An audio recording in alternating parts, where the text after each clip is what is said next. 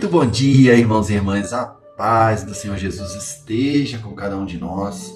Pai, muito obrigado, Deus, por mais um dia de vida. Obrigado por estarmos aqui, Pai, podendo desfrutar, Pai, ouvir, internalizar a Tua palavra, Pai. E não somente, mas também colocar em prática todos os dias de nossas vidas, Pai. Abençoe, Pai, a vida de cada um, Pai. Abençoe o nosso dia, em nome de Jesus. Amém. E vamos direto à palavra, o tema de hoje, que é: quando o inferno se levanta, é porque o céu está preparando um banquete. Amém? E vamos abrir nossa Bíblia no livro de Salmos, capítulo 23, verso 5. Preparas um banquete para mim à vista dos meus inimigos. Tu me honras ungindo a minha cabeça com óleo e fazendo transbordar o meu cálice. Irmãos, o Salmo 23 é um salmo bastante conhecido. Davi aqui escreve esse salmo não no seu castelo como rei, já em paz. Muito pelo contrário, ele escreve esse salmo em meio à guerra, cercado pelos seus inimigos. Então, somente lendo o verso 5, eu já entendo que a mesa não é servida depois da guerra. Ela é preparada no meio dela. Então, o Salmo 23 é a declaração de alguém que aprendeu a confiar em Deus, mesmo cercado por inimigos. E Davi entendia que a presença da guerra não anulava o cuidado do pastor. Deus não espera a batalha acabar para te honrar. Ele prepara a mesa enquanto o inimigo ainda está de pé, só para ele poder ver quem é Deus na sua vida.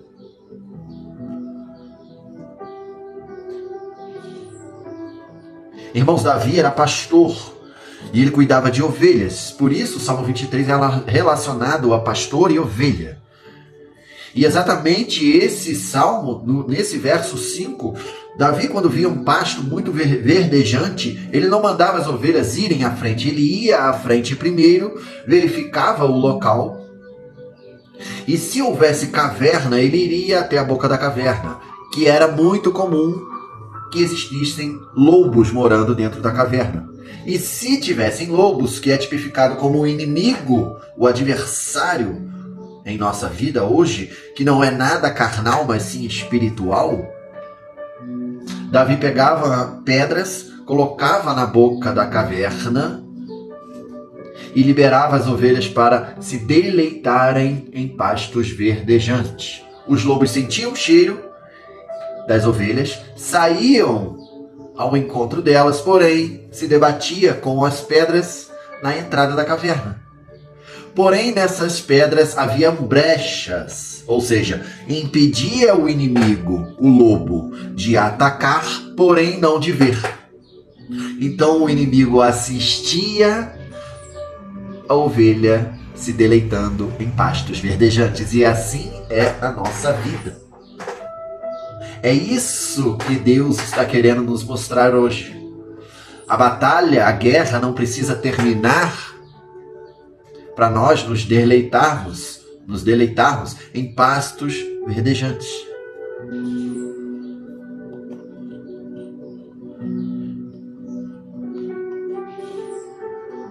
E nós pegando o capítulo 23 por inteiro, que é um salmo mais conhecido muitas das vezes do que a própria palavra, do que a própria Bíblia, até do que próprio Jesus. Muitas pessoas conhecem esse salmo, né? Proclamam esse salmo, falam esse salmo, afirmam esse salmo. Porém, para dizer o Senhor é o meu pastor, é preciso ser ovelha. Como assim, Luiz? Quantos aqui já declararam: o Senhor é meu pastor e nada me faltará? E eu repito, mas para você ter pastor, você precisa ser ovelha. Irmãos, no verso 4, diz: a tua vara e o teu cajado me protegem, me consolam. Ser ovelha é aceitar o cajado que salva, mas também a vara que corrige. Irmãos, o cajado era uma espécie de uma bengala, porém maior do que o próprio pastor, que servia para quê? Para salvar a ovelha que caía no buraco, para salvar a ovelha que estava desviando do caminho, para salvar a ovelha do perigo. Então muitos irmãos hoje querem um pastor somente com o cajado, ou seja, somente que salva, somente que protege, somente que coloca a mão na cabeça, somente que coloca no caminho novamente. E não querem o pastor com a vara que corrige, para acertar, para castigar.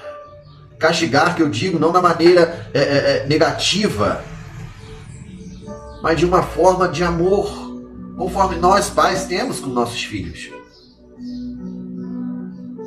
Nós queremos que nossos filhos andem em caminho correto.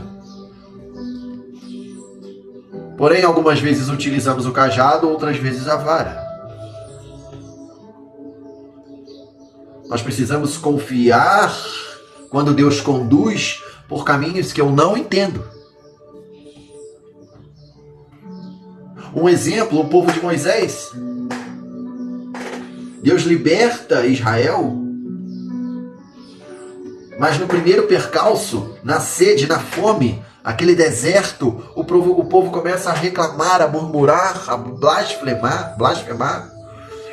Preferíamos morrer no Egito, porque lá no Egito eu podia estar como escravo, porém não estaria passando o que estou passando agora. E muitas pessoas pensam assim. No mundo estava mais fácil. Agora que eu dei o primeiro passo, que eu estou caminhando com Deus, as coisas estão começando a dificultar para mim. Irmãos, e esse ano, particularmente falando de mim, muitas coisas aconteceram conforme os meus passos espirituais foram de encontro ao Senhor. Eu comecei a aceitar o meu chamado, e em vez das coisas ficarem melhores, vieram muitas batalhas, e estão vindo muitas batalhas. E muitas das vezes a pessoa fica um pouco desnorteada, achando que o Senhor não está contigo. Mas Deus está aqui para dizer que Ele nunca saiu e nem vai sair do controle dele. A sua vida está nas mãos de Deus. Ele sabe o que faz. Então, irmãos, o povo do Egito, eles queriam um milagre, mas não queriam um processo da vara. O cajado, o mesmo cajado que abriu o Mar Vermelho, também foi o mesmo que os conduziu pelo deserto. O cajado salva, mas também guia, mas também corrige. Tem gente que quer o mar aberto, mas quer o deserto fechado. Quer o cajado para abrir o caminho, mas não quer para alinhar os passos. Ovelha que não aceita correção se perde. E para viver o Salmo 23, eu preciso dizer: Senhor, eu aceito o teu cajado, mas também a tua vara. Corrige-me, mas não deixe-me sair dos teus caminhos.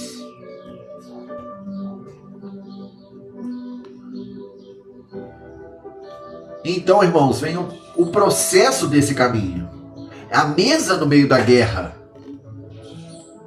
É um outro exemplo que eu posso dar, o exemplo de Paulo em Atos 27 e 28. Deus promete a Paulo: Paulo, você vai pregar em Roma. Mas no caminho, Paulo entra no navio. Ele se vê em meio a tempestades, em meio a naufrágios, prisão, frio, uma víbora morde a mão dele. Uma série de coisas acontecem que não estava nos planos de Paulo, porém estava nos planos de Deus. Mesmo com a promessa viva, ativa, o processo não foi cancelado. No meio do caos, Paulo se levanta quando ele chega à ilha de Malta, em meio a mais de 230 tripulantes. Ele é o único que se levanta para ajudar a manter a fogueira acesa naquela ilha, para não deixar a chama apagar. E mesmo assim, diante dessa atitude dele, a serpente morde a mão dele. Mas ele não para, ele não murmura, ele não desiste, muito pelo contrário. Ele sacode, sacode, sacode e joga a víbora na fogueira. E aí naquela ilha de Malta, Deus transforma a dor do processo em testemunho. Então, irmãos, às vezes Deus vai permitir que a serpente te morda, porém não vai permitir que o veneno faça efeito. Aleluia. A serpente não veio para te matar, ela veio para revelar o que está dentro de você. Paulo não esperou a guerra acabar para servir. Ele acendeu o fogo, ele ajudou a manter a fogueira acesa no meio da tempestade, meio à chuva, meio ao frio. E é no meio da guerra que Deus prepara a mesa. Enquanto o inimigo observa, Deus serve o banquete da vitória. E sabe o que é mais lindo?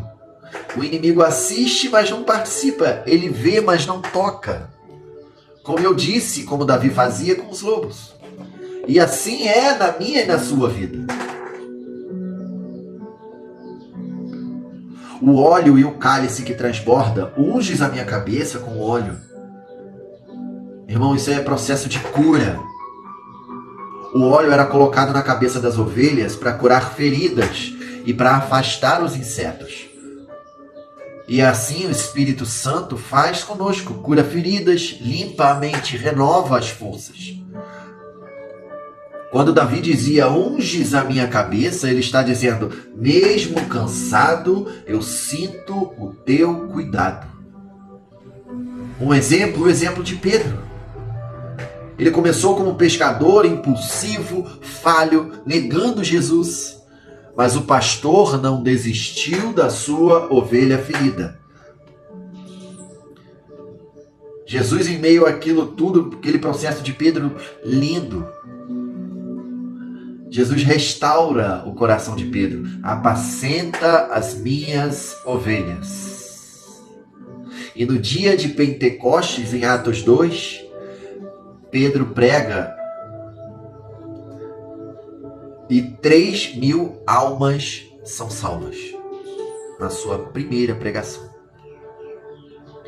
Então, irmãos, quem um dia negou, agora é canal de salvação. O cálice transborda quando o coração é curado.